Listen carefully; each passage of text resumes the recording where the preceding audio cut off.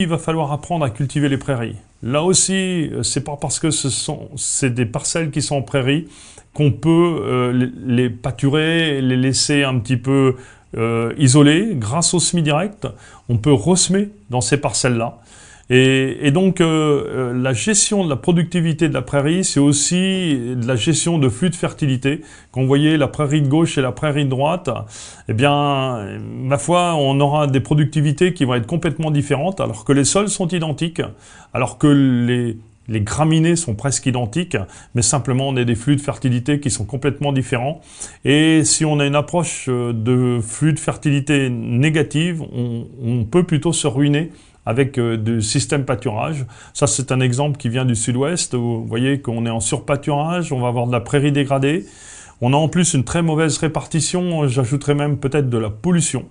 Et puis, quand je regarde les roundballs, on a une source de carbone et de fertilité, et énormément de systèmes d'élevage sont conçus comme ça, où c'est une apparence bucolique, mais quelque part, on a de la gaspille, on a de la perte, et c'est pas très performant en matière de sol et d'environnement.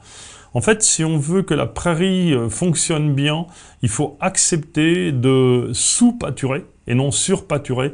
Il faudrait, de manière idéale, retirer pas plus de 40 à 50% de la biomasse pour qu'il y ait suffisamment d'énergie pour nourrir très rapidement les racines afin que la prairie puisse repartir très vite. Si vous voyez des refus importants dans votre prairie, ça veut dire que les animaux ont eu des déjections ponctuelles à des endroits, mais cela signifie aussi que vous avez un manque de fertilité dans votre système et qu'il est important de travailler à réhomogénéiser la fertilité, voire la remonter pour que vous puissiez profiter de la capacité de votre sol et la capacité de votre climat à produire plus de fertilité. Et en fait, la manière dont on va gérer le pâturage et les prairies va avoir énormément d'impact sur la qualité du sol qu'on va développer ou pas. C'est un petit peu de la même manière que le semis direct et l'agriculture de conservation. C'est pour ça qu'on a assez bien compris ces principes-là, puisque ça met en fonctionnement les mêmes idées en matière de carbone et cycle de fertilité. Je vous invite également à suivre des gens comme le Alan Savory du Savory Institute qui régénèrent certaines parcelles, certains déserts, comme on peut le voir là sur la partie gauche de l'écran, grâce au pâturage, mais un pâturage dynamique et organisé, alors que le non-pâturage est plutôt tendance à entraîner la désertification.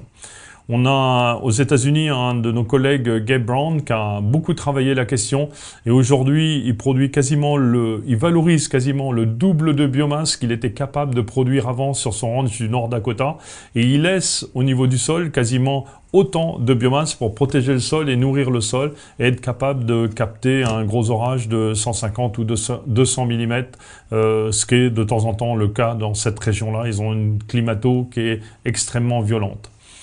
Et en fait, faut qu'on apprenne éventuellement à ressemer ou sursemer sur les prairies. Et au regard de cette photo-là, on a souvent essayé de semer des petites graines avec énormément de difficultés à installer, même en semis direct, mais on s'aperçoit que des grosses graines s'installent très bien. Quand vous voyez que de la févrole qui a simplement été déposée dans le gazon sur le bord de la route lève de cette manière-là, il faut plutôt aller sur des grosses graines.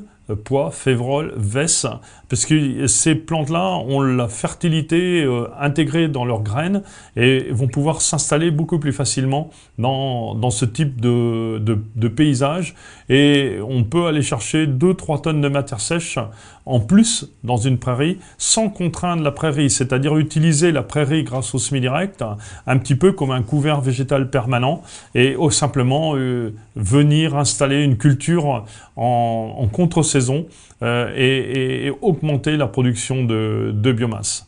Voilà un petit peu ce que ça peut donner. Alors, l'intérêt, et ça marche surtout avec les grosses graines, et pas hésiter à mettre un petit peu de fertilité pour lancer l'affaire.